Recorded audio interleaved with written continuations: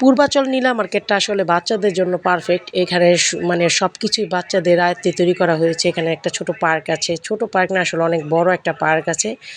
আর সাথে অনেক অনেক খেলনার ঘর ছিল যেগুলো বাচ্চাদের জন্য খুবই উপযুক্ত।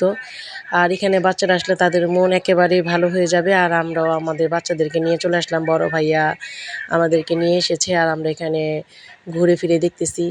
তো চারপাশটা শুধু আমার কাছে কেন জানি মনে হলো এটা বাচ্চাদের জন্য বেস্ট। আর সন্ধ্যার পরে তো এখানে প্রচুর পরিমাণে ভিড় হয় শুধুমাত্র হাঁসের মাংস আর রুটি খাওয়ার জন্য।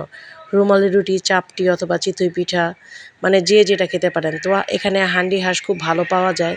তো আমরা আজকে চলে এসেছিলাম শাকিলার মানে পিঠাঘরটা দেখার জন্য, কিন্তু আজকে এটা অফ ছিল। তো যাই হোক, আমরা অন্য জায়গায় বসে বাচ্চাদেরকে নিয়ে হান্ডি হাঁসটা উপভোগ করলাম আর রুমালি রুটির সাথে ছিল চাপটি।